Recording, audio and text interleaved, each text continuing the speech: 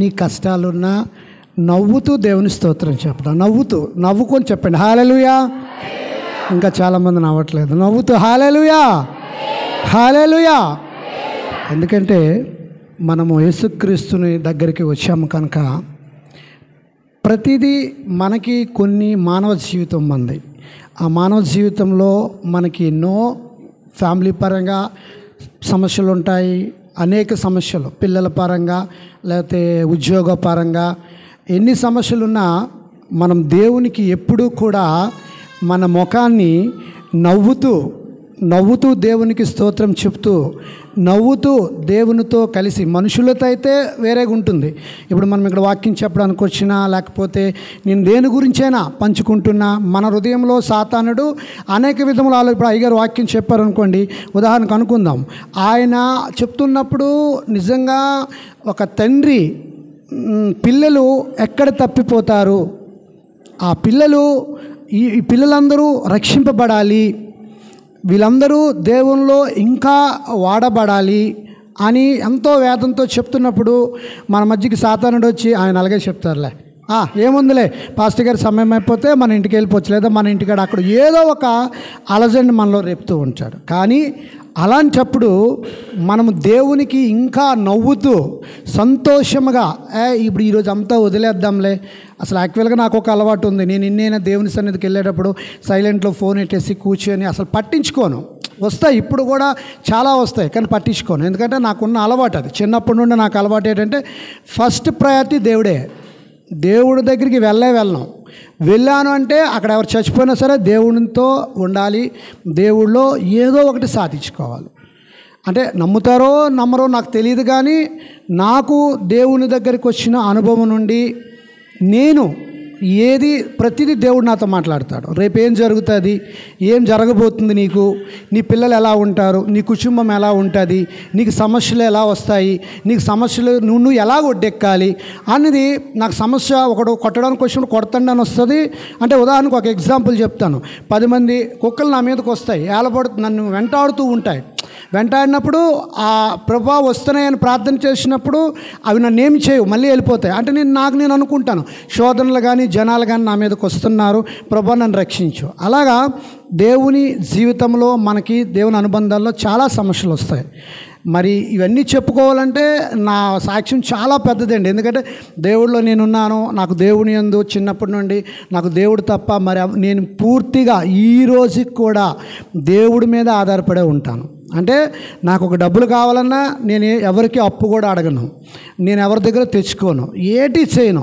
నన్ను ఎవరైనా తిట్టినా దూషించినా ప్రభువే ఉన్నా, నువ్వే చూస్తావు ప్రభు అంటాను. అలా నా జీవితంలో ఇన్ని సంవత్సరాలు నేను దేవునిలో ఉన్నాను. అందులో కొన్ని విషయాలు దేవుని విషయాలు కొన్ని అన్నీ చెప్పలేము, టైం కూడా ఉండదు కనుక కొన్ని ఒక 18 నిమిషాలు 15 నిమిషాల పాటు నేను ఆ విషయాన్ని మీతో పంచుకుంటాను.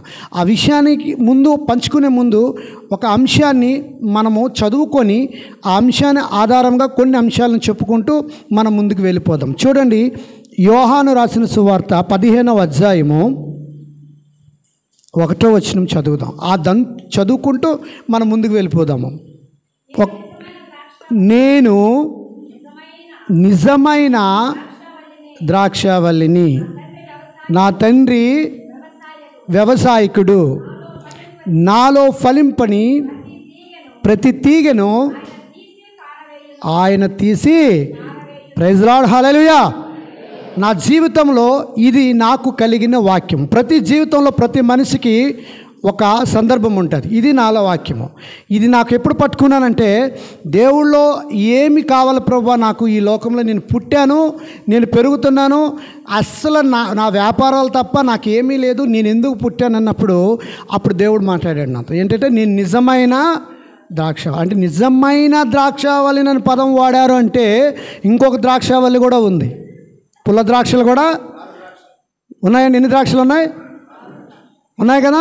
కానీ అక్కడ ప్రభు పలుకుతున్న మాట ఏంటంటే, నేను నిజమైన ద్రాక్షావల్లి. ద్రాక్ష తీగలు ఇలా ఫలిస్తూ ఉంటాయి, అవి ఫలించి ద్రాక్ష పళ్ళను కాస్తూ ఉంటాయి. అవి దేవుళ్ళలో ఎంతో అభివృద్ధి కలుగుతుంది. నేను ఒకరోజు చర్చిలో కూర్చున్నప్పుడు కొన్ని 3-4 మెసేజ్లు మాత్రం వెళ్ళి చెప్తూ నా బిడ్డలు నేను ఎలా రక్షించుకున్నాను, నా బిడ్డలు ఎలా నేను ఇలా సంపాదించుకుంటే చాలా 10-15 కార్లు ఇలా నా ట్రాన్స్పోర్ట్ విజయనగరం, నేను వైజాగ్లో ఉండేవాడిని, ఇక్కడ కడుపు కట్టుకు చేసుకున్నప్పుడు దేవుడికి వ్యతిరేకంగా నేను జీవించాను. అంటే ఎలా అంటే, దేవుడికి ఏం కావాలి, పాస్టర్ గారు ప్రకటించినప్పుడు కారు కావాలి, కారు ఇచ్చేవాడిని. ఏదైనా అవసరమైతే భోజనాలు కావాలి సంఘంలో, భోజనాలు పెట్టుకోండి, 10,000 ఇచ్చేవాడిని. కానీ దేవుడు అవేవి కోరుకోలేదు.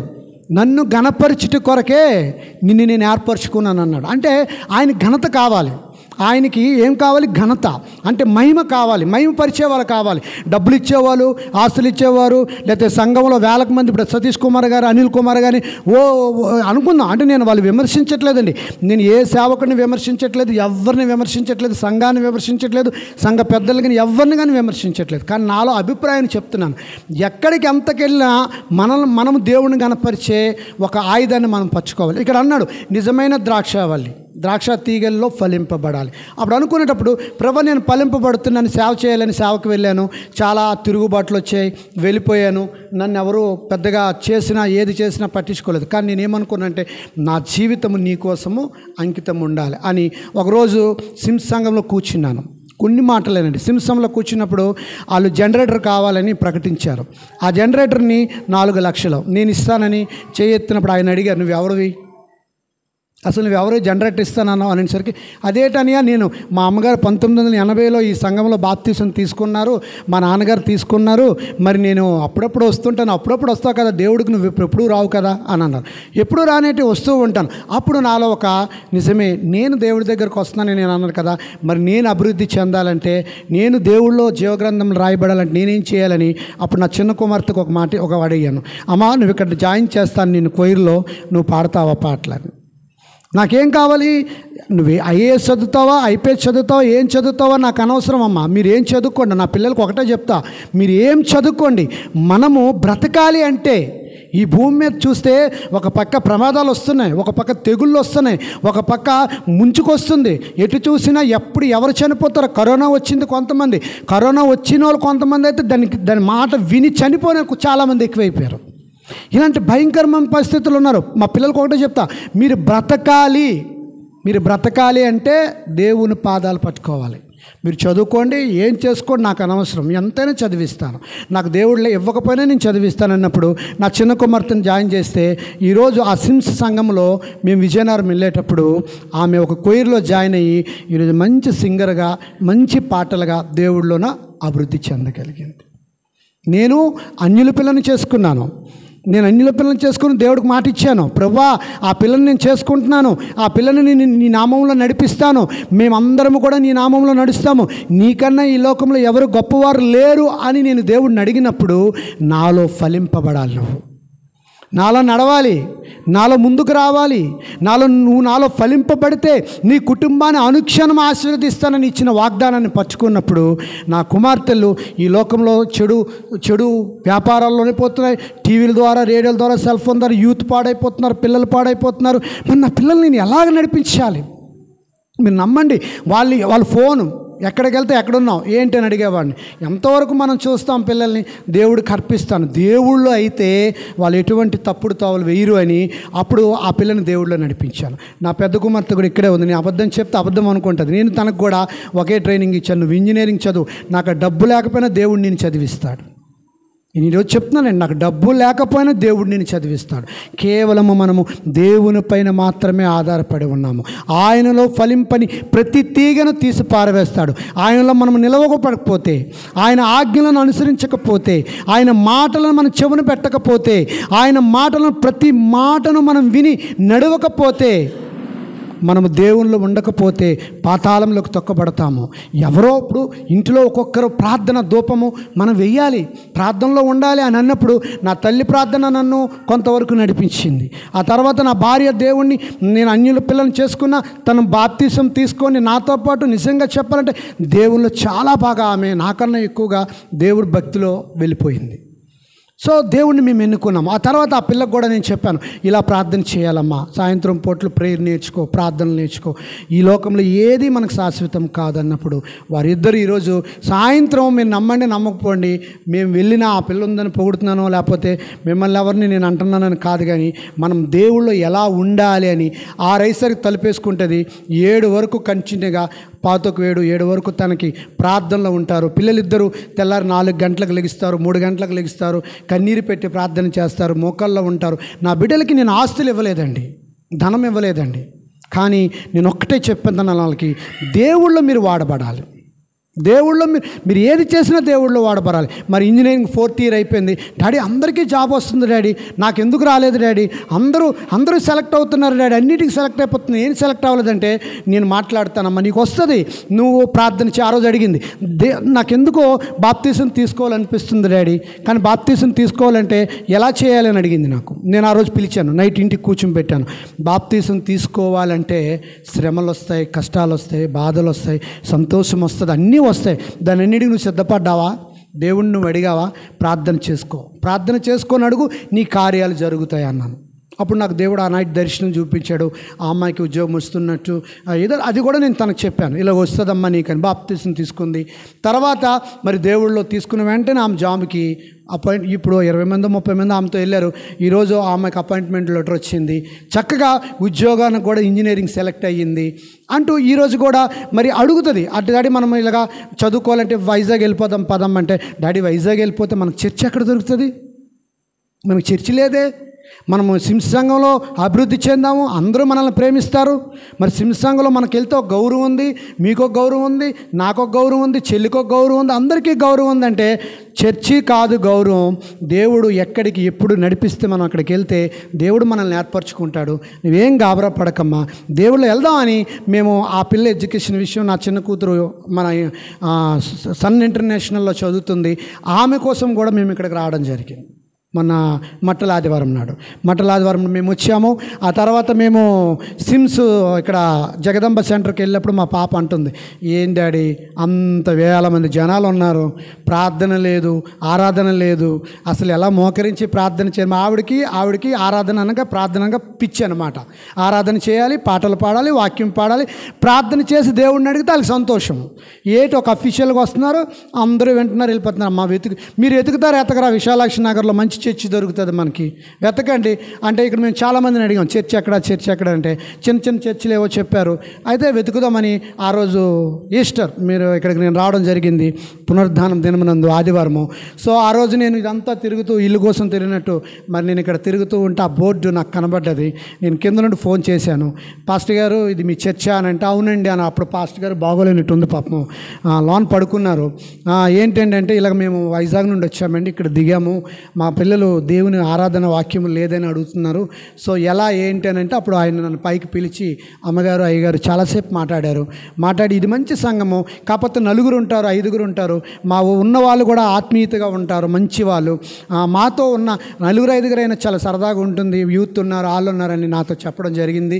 సో ఓకే, మరి మేము ఎందుకంటే నేను ఒక మాట ఇచ్చాను దేవుడికి, ప్రభు నా తల్లి చనిపోయిన పరిస్థితుల్లో ఉంది, మొన్న అపోలోలో జాయిన్ చేసినప్పుడు, నీ చిత్తం ఉంటే చనిపోతే నీ చిత్తం ఉంటే మేము 5 నీ మందిరంలో మేమందరం రావాలి, నేను పూజించాలి ప్రభు అని అన్నప్పుడు మనము ఆ యొక్క చిత్తాన్ని, అంటే దేవుళ్ళో ఎప్పుడు కూడా అండి మనం అనుకుంటాం, ఇక్కడ నుండి సమస్యల్లో ఉంటాం, బాధల్లో ఉంటాం, సంఘంలో ఉన్నా కూడా నేను మీరేమనుకోకుండా నవ్వుతూనే ఉంటాను. అంటే నవ్వుతూ ఉంటే మన యొక్క ఆలోచనలు సాతానానికి అందనివ్వకూడదు. ఇక్కడ ఫలింపబడాలంటున్నాడు వాక్యంలో. ఫలింపబడడం ఏంటి? మనం సమస్యలను చూసి నీరసించిపోకూడదు, మన కష్టాలు చూసి నీరసించిపోకూడదు. మన ఇంట్లో నిజంగా నేను మీలాంటి కుటుంబం మన ఇంట్లో ఉన్నాయి, అప్పుల సమస్యలు ఉన్నాయి, బాధలు ఉన్నాయి, పెళ్ళిళ్ళు చేయాలి పిల్లలకి, లేదా ఈ ఉద్యోగం చేసుకోవాలి, జీతం రాలేదు, కుర్రోళ్ళకి ఉద్యోగం రాలేదు, ప్రతి సమస్య ఉంటుంది. ఆ సమస్యను మనం దేవునికి మనం అప్పచెప్పాలి. నా పిల్లలిద్దరిని కూడా నిజంగా చెప్తున్నాను, ఈరోజు నేను ఆస్తుల కోసం అయితే వాళ్ళు చదివించలేదు, అంతస్తుల కోసం చదివించలేదు. మీరు దేవుణ్ణి ఘనపరచండి, ఆయనలో మీరు ఉండండి. మీరు ఆయనలో ఉండగలిగితేనే పూర్తిగా ఆయనలో ఉండాలి మనము. లేకపోతే మనం దేవుడిని అంగీకరించడండి. ఏదో వచ్చేస్తాం కదా వెళ్ళిపోతాం. మీరు నమ్మండి, నేను బండి మీద వెళ్తున్నప్పుడు కూడా దేవుడిని స్తుతించుకునే వెళ్తాను, ఏడ్చుకుంటూ వెళ్తాను, ఏడుస్తాను. అంటే ఈరోజు నేను రోజుకి 10-20 వేలు కూలీలు ఇస్తున్నానండి నా దగ్గర పనిచేసిన వాళ్ళకి. నేను ఎక్కడికి వెళ్ళను, కానీ దేవుడు నాకు సమృద్ధిగా డబ్బులు ఇస్తాడు. కూలి 10,000 రోజుకంటే చూసుకోండి నెలకి ఎంత. నేను ఈ రోజుకి సైట్లోకి వెళ్ళా, ఇక్కడికి వచ్చిన నెల రోజుల్లో నేను సైట్లోకి వెళ్ళా. నేను కన్స్ట్రక్షన్ బిజినెస్లో చేస్తూ ఉంటాను, ఇల్లులు కడుతూ ఉంటాం, జగనన్న ఇల్లు అవన్నీ. కానీ అక్కడ ఎందుకు మేము వెళ్ళమంటే మాకు దేవుడే మెయిన్. నాకైతే దేవుడే మెయిన్. దేవుడిని ఆరాధించి మంచి సంఘం కావాలి, మంచి సావాసం కావాలి. ప్రసాద్ నగర్లో 2004లో మేము సమస్యల్లో ఉన్నప్పుడు దేవుడు నాకు దర్శనం ఇచ్చాడండి. నీ ఆస్తిని మొత్తం తీసేస్తాను, నువ్వు విర్రవీగుతున్నావు, జాగ్రత్త అన్నాడు. నీకేట్ లోడ్ చేశాను ప్రభువా అని అడిగాను. నీకేట్ లోడ్ చేశాను, నీకు అన్నీ ఇచ్చాను కదా, నువ్వు ఏది కావాలంటే అది ఇస్తున్నాను కదా, నేను కారు కావాలంటే కారు ఇస్తున్నానంటే లేదు, నువ్వు దేవుని మందిరానికి రావట్లేదు, నీ పిల్లలు మాత్రం నువ్వు రావట్లేదు అన్నప్పుడు ఆస్తి అంతా పోయిందండి. రోడ్డుని పడిపోయాను. ఒక్క రాత్రి ఆస్తి పోయింది. హైదరాబాద్ వెళ్ళిపోయాను. అక్కడ హైదరాబాద్లో ఉన్నప్పుడు ప్రభా నేను CMR centre southing mall CMR ఉన్నారు కదా సారు మౌలి సార్, ఆయన దగ్గర కార్ డ్రైవర్ జాయిన్ చేస్తే నేను 10 కార్లు రన్ చేసినోడిని నాకు ₹5 ₹2 ట్రిప్ ఇచ్చారు. కారు తీయడం, కారు పెట్టడం, వ్యాలెట్ పార్కింగ్. ప్రభుని అడిగాను, ఇది ఎంత దారుణం. నా కూతురు కారులో వెళ్తే కారులో దిగోరు, నేను వెళ్ళేవాడిని, నన్ను ఇలా తోస్తారేంటి ప్రభా మీరు, అసలు ఏంటి నా పరిస్థితి అన్నప్పుడు దేవుడు దర్శనంలో మళ్ళీ చూపించి పలానా ప్రాంతంలోకి వెళ్ళి నువ్వు ప్రార్థన చేస్తే నేను మళ్ళీ ఆశీర్వదిస్తాను. ఇది ఎప్పుడు ఇక్కడ ఈ ప్రణాళిక ఎప్పుడు తెలుసండి, ఇక్కడికి నేను రావాల్సింది 2013లోనే దేవుడు చూపించాడు. కైలాసగిరిలో ఉన్నతమైన స్థాయిలో నేను ఉంచుతాను, అక్కడికి మళ్ళీ నువ్వు అక్కడికి వెళ్తావు, ఎక్కడ పడిపోయావో ఏ వైజాగ్లో నువ్వు పడిపోయావో ఆ వైజాగే మళ్ళీ వెళ్తావు నువ్వు అని చెప్పి 2013లో నాకు చూపించాడు దేవుడు. ఆ రోజు 14 రోజులు ఉపవాసంతో ప్రార్థనలు, 14 రోజులు ఎవరితో నేను మాట్లాడలే. పేతురయ్య గారు అని ఒక ఆయన ఉన్నారు, ఆయన గైడెన్స్ చేశారు, ఎలాగ దేవుడిని అడగాలి, ఎలా మోకరించాలి, దేవుడు నీతో ఎలా మాట్లాడతాడు, దేవుడు అనుభవాలు నీకు ఎలా తెలుస్తాయి.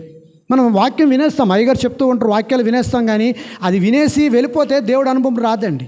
దాన్ని ఈ వారం అంతా మనం నెమరు వేసుకోవాలి. అసలు ఈ వారం అంతా దాన్ని గుర్తు తెచ్చుకోవాలి. మనం దేవుని కోసం ఏం చేయాలనేది ప్రయత్నించాలి, ఫలింపబడాలి. తీగలు ఎప్పుడు ఆగిపోవండి. ఒకవేళ తీగ ఆగిపోయిందంటే ఏంటంటే అది ఒకవేళ మొదలు ఎండిపోయిందంటే ఇంక తీగ ఆగిపోయినట్టే, మన జీవితాలు ఆగిపోయినట్టే. ఫలింపబడాలి, ఒకటికొకటిగా దేవుళ్ళో మనం ఫలింపబడాలి. మన పిల్లల్ని ఫలింపబడి చేయాలి, మన సంఘానికి మన పిల్లల్ని తీసుకువెళ్ళాలి. దేవుడు ప్రతి కార్యాన్ని చేయడానికి సిద్ధంగా ఉన్నాడండి. మార్కు సువార్త చూడండి, రోమా 8:28 చూడండి, ఇక్కడ మాట్లాడుతున్నాడు. దేవుని ప్రేమించు వారికి అనగా ఆయన సంకల్పం చొప్పునను పిలువబడిన వారికి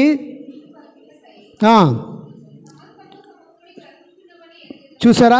ఇప్పుడు ఇవన్నీ సమస్తం మనకు జరుగుతున్నాయంటే ఎవరిని ప్రేమించబట్టండి, మన కష్టాలు తీరుతాయంటే ఎవరిని ప్రేమించబట్టి, వాక్యాన్ని విని గ్రహిస్తే ప్రతిదీ కూడా మన సమస్యలు తీరాలంటే ఎలా చేయాలి, ఎలా దేవుళ్ళో ఉండాలి, దేవుళ్ళో ఫలింపబడాలి. ఇక్కడ క్లుప్తంగా చెప్తున్నారు, ప్రేమించు వారికి.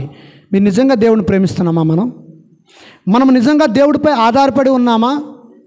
మనం నిజంగా దేవుణ్ణి మహిమపరుస్తున్నామా? ప్రతిరోజు మీరు నమ్మండి నమ్మకపోండి, నేను ఇక్కడ అన్ని సత్యాలు చెప్తున్నాను. మా పిల్లలు ఈ రోజుకొచ్చి కుటుంబ ఆరాధన ఏ రోజు కూడా ఆపారమ్మా మీరు ఎప్పుడైనా? ఈ రోజుకి నేను లేకపోయినా మా అమ్మ, మా భార్య, నా కుమార్తె, నా పెద్ద కుమార్తె నలుగురు ప్రతిరోజు సాయంత్రం కుటుంబ ఆరాధన చేస్తారు.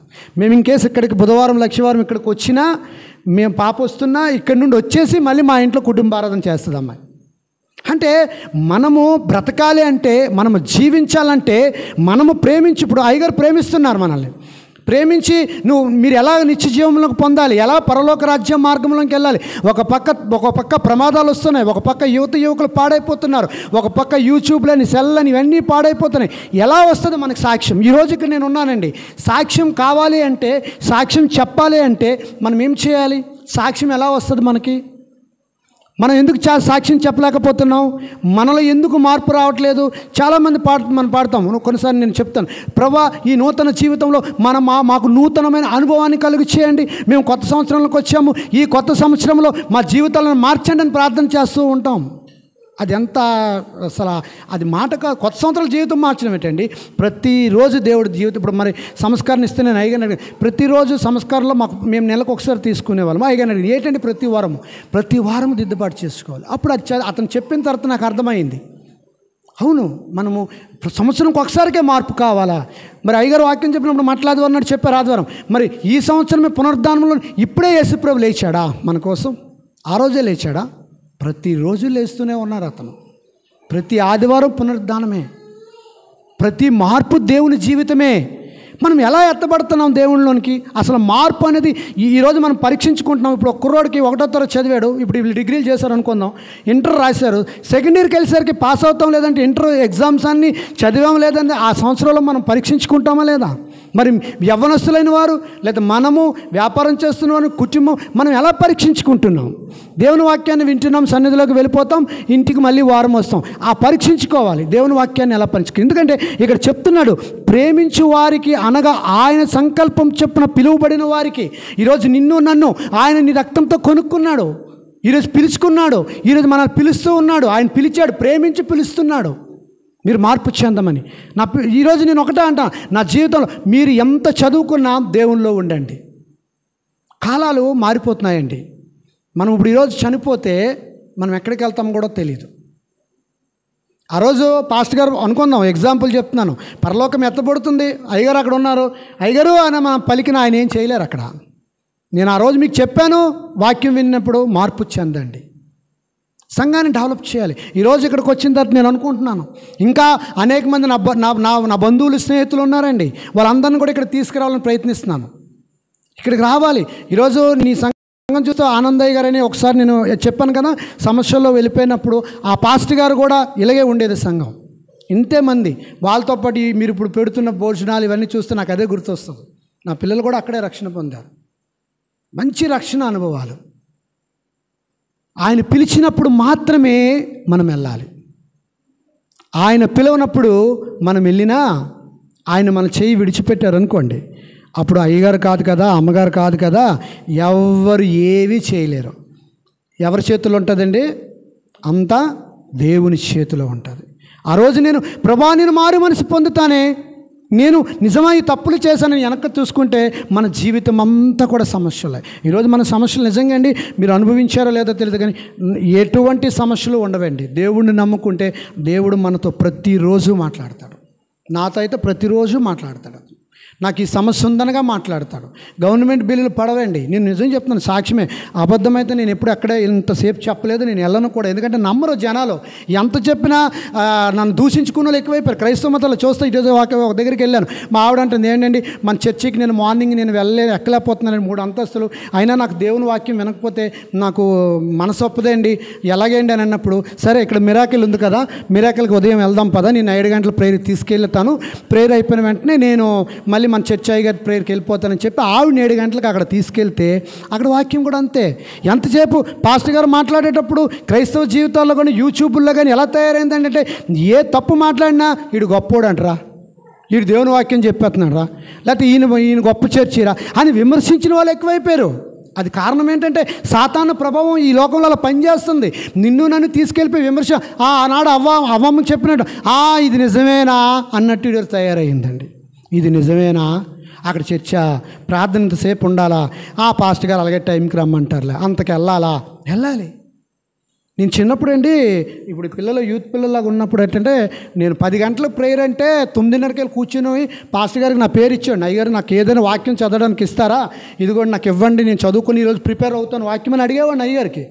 అప్పుడు అయ్యగారు మత్తయి సువార్త 11:12 చదువుకోరా నువ్వు కూర్చొని అని అనేవారు. ఈలోగా అది అక్కడ పెట్టుకొని అయ్యగారు ఆరాధన ప్రార్థన రామకృష్ణ గారు మత్తయి సువార్త అని పట్టుకొని వెళ్ళి చదువుకున్నాను. అంటే అంత తాపత్రం ఉంటూ కూడా నేను ఎంతో సేవ చేయాలని వెళ్ళాను. ఎవరూ నమ్మలే, ఎవరూ వినలే. అప్పుడు అనుకున్నాను, ఎవరికూ ఎందుకు చెప్పాలి, నా బిడ్డలిద్దరిని నేను రక్షించుకుంటే నాకు చాలదా, నా బిడ్డలిద్దరికీ నేను దేవుని సేవ నేర్పితే చాలదా నాకు అని ఆ రోజు, అమ్మా దేవుడు మిమ్మల్ని ఎంతగానో ప్రేమిస్తాడు. ఈరోజు కూడా చెప్తా, నువ్వు దేవుని పాదాలు పట్టుకో. ఆవిడ మీరు అనుకుంటారు కానీ ఆవిడ నా ఫోన్లో కూడా ప్రతిరోజు ఆవిడ గ్రూప్ ఉంటుంది, గ్రూప్లో కూడా దేవుని వాక్యం పెట్టమంట. ఎందుకంటే ఇంజనీరింగ్ పిల్లలు అనేక మంది ఉంటారు, వాళ్ళు మారుతారేమో. లతనైతే ఏమనరండి, అంటే చెప్తున్నాను, అంటే క్రైస్తవ బిడ్డ అని ముద్రించినట్టు ముద్రించుకున్నాం మేము. ప్రతి అంశంలో దేవుడు మనకి ప్రతి కార్యము చేస్తాడు కనుక ఎరుగుదుము. చూడండి ఒక్కసారి ఆదికాండము 50:20 వచనం చూడండి. ఆదికాండము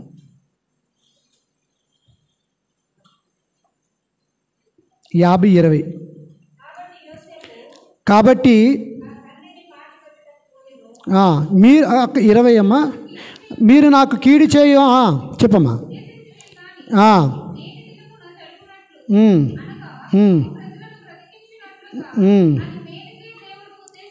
చూసారా, మనము ప్రతిదీ కూడా దేవునికి వ్యతిరేకంగానే జీవిస్తాం, కీడుగానే ఉంటాం. కీడు అంటే ఏంటండి? ఏదో హాని చేయడం కనుక మనం ఉంటాం. దేవుని గ్రంథాన్ని మనం పట్టుకుంటాము, దేవుని వాక్యాన్ని విడిచిపెడుతూ ఉంటాము. కనుకనే ప్రతి సాక్ష్యం, అంటే నా సాక్ష్యం చెప్పాలంటే టైం చాలదండి. ఇంకా ఇంపార్టెంట్స్ ఉన్నాయి. ఎలా చెప్పాలి, ఏ విధంగా చెప్పాలంటే మార్పు. నేను ప్రతిరోజు 1-2 అయితే వెంటనే చెప్పేస్తాను. ప్రతిరోజు నా సమస్యలే. ఆ సమస్యల్లో ఈరోజు బిల్లు పడలేదు ప్రభా అని నేను అడిగేటప్పుడు మోకరించి ప్రార్థన చేస్తే తెల్లారేసరికి నిజంగా చెప్పాలంటే మా దగ్గర 15 మంది 20 మంది కాంట్రాక్టర్లు ఉన్నారు. వాళ్ళందరికీ పడకపోయినా నాకు మాత్రం పడుతుంది. ఆ టైం తీసుకెళ్ళి డబ్బులు ఇస్తాను. ఈరోజుకి పని కూడా ఆగదు. కారణం ఏంటంటే కేవలము మనము దేవునిని ఆధారపడి ఉన్నాము. తెల్లవారు లెగిస్తే ఫస్ట్ మీరు నమ్మండి, 3కు లేచినా 4కు లేచినా ఒక వాక్యంతో నేను మాట్లాడాలి. సేవకులు చెప్తారు, మోకరిస్తాను, ప్రార్థిస్తాను. ఈ మధ్యన మళ్ళీ నేను ఇక్కడికి వచ్చాక అయ్యగారి వాక్యాన్ని కూడా విన్నప్పుడు 2-3 మెసేజ్లు విన్నంత వరకు ఎవరితో మాట్లాడము. మా ఇంట్లో ఎవరైనా అంతే, ఒకరికొకరు ముందు దేవునితో మాట్లాడితే కానీ మనము ఎవరితో మాట్లాడము. ఈరోజు అనుకుంటాం ఏదో చేయాలి, ఏదో మనం ముందుకు వెళ్ళాలి, ఎలా చేయాలి, ఎలా బ్రతకాలి. మా పిల్లలకు ఒకటో చెప్తా, దేవునిని వెంబడించండి, దేవుడు ప్రేమిస్తాడు. ఈరోజు యవ్వనస్తులకైనా ఇది మీరు ఇంకొకలా తీసుకోకండి, హెచ్చరికగానే తీసుకోండి.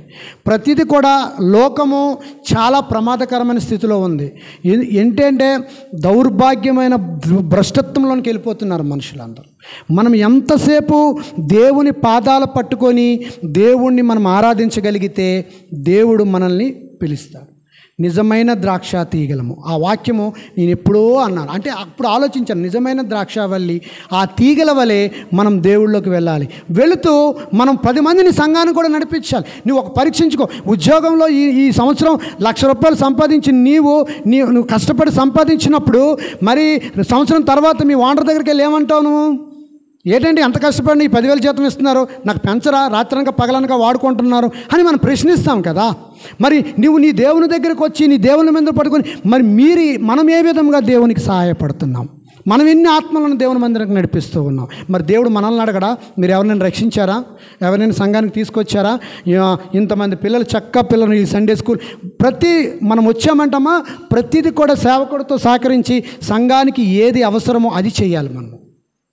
మీకు ఇక్కడ ఇలా కూర్చున్నప్పుడు ఆటోమేటిక్గా మనం దేవుళ్ళో ఉంటే మనకు కనబడుతుందండి. దేవుడు చెప్తాడు. మీరు నమ్మండి, ప్రతి ఒక సంఘానికి వెళ్ళాను, జనరేటర్, నాకు డబ్బులు లేవండి, మీరు నమ్మండి, డబ్బులు లేవు. జనరేటర్ ఇస్తానన్నా 4 లక్షలు జనరేటర్ ఇచ్చాను. సంఘాలు కట్టిస్తానన్నా ఎన్నో సంఘాలు మేము కట్టించాము.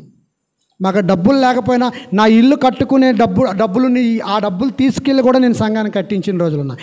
ఇదే సంఘం, ఇలాంటి సంఘంలోనే మేము ఆరాధిస్తూ ఉన్నాము. ఒకప్పుడు అతని పేరు ఆనందయ్య గారు అంతా అది రెంట్, ఇంత ఇల్లు ఉంటుంది రెంట్. అది ఆ రెంట్ ఉన్నప్పుడు వాళ్ళు అమ్మేస్తామని వాళ్ళ అక్క వచ్చి నీ దేవుని మొక్కుంటే ఎక్కడ చర్చ్ పెట్టుకో, నేను చర్చ్ అమ్మేస్తాను ఇదేనంటే అతను కన్నీరుతో బాధపడ్డారు. అప్పుడు నేను మార్కెటింగ్లో ఉన్నాను. నన్ను పిలిచి రామకృష్ణ ఇది అమ్మేస్తానంటుంది మా అక్క, మనం ఎక్కడ చర్చి నడుపుకుంటాం, ఎక్కడ ఆరాధన చేస్తాం, ఎక్కడ మనం దేవుని గణపరుస్తాం, మనం వై జంక్షన్లో కట్టుకుందాం అన్న వై జంక్షన్లో ఆవిడ స్థలం ఇస్తే కట్టుకుంది. వద్దయ్య గారు, ఇదే దేవుని మందిరం మనకి ఇస్తాడు అయ్య గారు, ఇదే మనకు సాధ్యం అయ్యగారు అన్నప్పుడు అయ్యగారులా ప్రార్థన చేసినప్పుడు అయ్యగారు శుక్రవారం ప్రార్థనకు మేము వెళ్ళాము. ఆ రోజు అందరూ ఇలాగే వచ్చారు. ఇలా 4-5 కుటుంబాలే ఉన్నాయండి, 6-7 కుటుంబాలు వచ్చారు. విశ్వాసంతో దేవుడిని అడుగుతున్నాము. ఆ రోజు నాకే వాక్యం ఇచ్చారు. ఎందుకంటే నేను ఎక్కడైనా ఇలాంటి లెక్చర్లు ఇస్తానని నాకే ఇస్తారు వాక్యాలు. అక్కడ వాక్యం ఇచ్చినప్పుడు ఇలాగే వాక్యంతో చెప్తూ కొన్ని అంశాలు బట్టి దేవుని ప్రణాళిక నేను మాట్లాడుతున్నప్పుడు, దేవుని సత్యాల గురించి మాట్లాడుతున్నప్పుడు మీరు నమ్మకండి, నా పిల్లలను అలా లెగిచి తాలుబొట్లు బంగారం అన్నీ తీసేసి అయ్యగారి చేతిలో పెట్టేశారు. ఇవన్నీ అమ్మేయండి, ముందు తాకట్టు పెట్టండి అన్నారు. తాకట్టు పెట్టి ఎంత వస్తుందో ఆవిడకి అడ్వాన్స్ ఇవ్వండి, 4 రోజులు టైం అడగమనండి, ఈ మందిరాన్ని మనం కొనుక్కుందాం. మన మందిరం అండి, మనం ఆరాధిస్తున్న మందిరం. మన ఇల్లు బాగోవడం ఏంటి, మన సన్నిధి బాగోవాలి, మన ఇల్లు బాగోవాలి. మన కుమారుడు ఉన్నాడు, తండ్రి ఉన్నాడు, కుమారుడు చెడిపోతున్నాడు అనుకోండి, తండ్రి ఊరుకుంటాడా? చెప్పండి, ఊరుకుంటాడా? ఎక్కడైనా ఆ కుమారుని బాగు చేసే విధానాన్ని కోరుకుంటాడు. ప్రతి అంశము కూడా దేవుడు మనల్ని ఎంతగానో ప్రేమిస్తూ ఉన్నాడు, ఎంతగానో మనల్ని ఆయన గణపరచుట కొరకు మనల్ని పుట్టించుకున్నాడు ఈ లోకంలో. ఆ రోజు ఆ మాట చెప్పగానే వస్తువులు ఇచ్చి ఆ తర్వాత చర్చికి ఎవరు ఫైనల్స్ ఎవరు, నేను బ్యాంక్ మేనేజర్ దగ్గరికి వెళ్ళి మాట్లాడితే 22 లక్షల రూపాయలు ఇచ్చాడు ఫైనల్స్. బ్యాంక్ లోన్ చేశారు. ఎలాగయ్య గారు సంఘం కదంటే, లేదులే రామకృష్ణ, హౌసింగ్ కింద చేస్తాను నేను అని చెప్పాను. ఆ రోజు ఆ సంఘాన్ని మేము నిలబెట్టుకోగలిగాము. ఇక్కడ కూడా ఇప్పుడు అయ్యగారితో నేను మాట్లాడుతూ ఉంటే ఇక్కడ ఏదో ప్రణాళిక ఉందేమో చెప్పలేము. దేవుడు ఏర్పాటు ఎలా ఉంటుందంటే ప్రతి అంశాన్ని దేవుడు ఏర్పరచుకుంటాడు. చూడండి, చివరిగా చెప్పి నేను ముగించిస్తాను. 1 యోహాను 3:22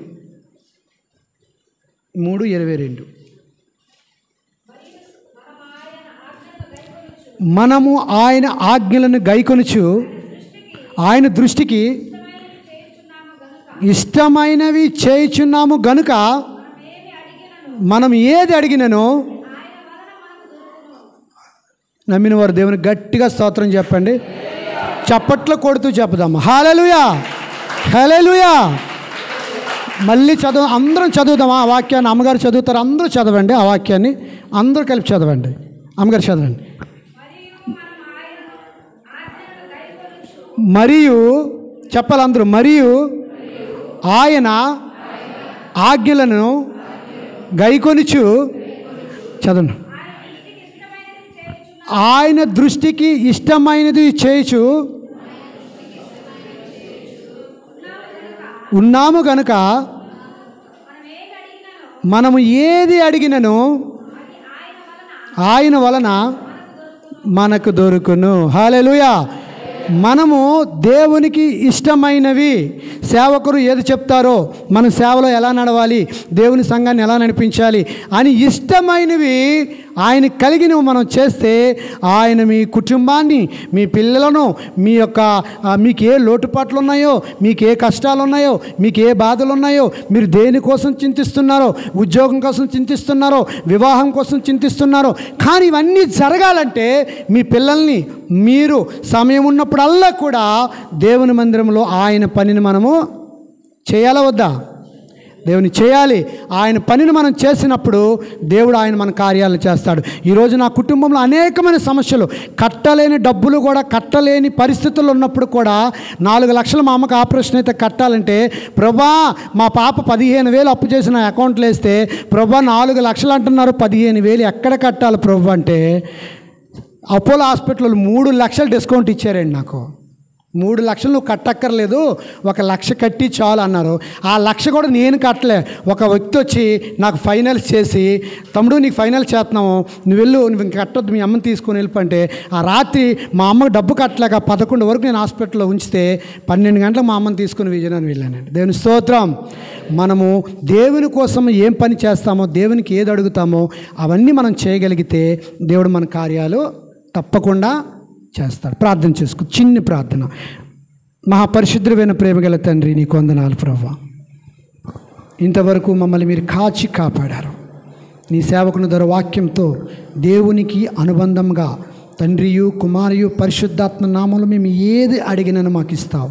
నీ కార్యాలు చేస్తే, నీలో ఫలింపబడితే, నీ సంఘములో మేము నిలబడితే, అటువంటి కార్యాలు మేము నమ్ముచున్నాము, నమ్మి విశ్వసిస్తున్నాము కనుక మా కుటుంబంలో కానీ, మా సమస్యలు కానీ, మా పిల్లలు కానీ దేవుని యందు నడుచుటకు, నీ మార్గంలో నడుచుటకు, నీ కృపను పొందుకున్నటకు, నీ రక్షణలో పొందుకున్నటకు కూడా ఉన్న యవ్వనస్తులను, యవ్వన బిడ్డలను, చిన్న బిడ్డలను, కుటుంబంలో ఉన్న బిడ్డలను ప్రతి ఒక్కరిని మోకరించి వచ్చి ఆరాధించిన ప్రతి ఒక్కరి బిడ్డపై, సంఘాలపై, సంఘ కాపరిపై, అమ్మగారిపై, ఆ యొక్క కుమారులపై, కుమార్తెలపై నీ ఆశీర్వాదం మాకు ఇచ్చి, నేను చెప్పిన మాటల్లో ఎటువంటి దోషం కానీ, ఎటువంటి తప్పులు కానీ ఉంటే నీ ప్రేమతో మన్నించి, నీ కృపతో మమ్మల్ని దీవించమని యేసుక్రీస్తు నామములో వేడి బ్రతిమాలుకొనుచున్నాము తండ్రి. ఆమేన్.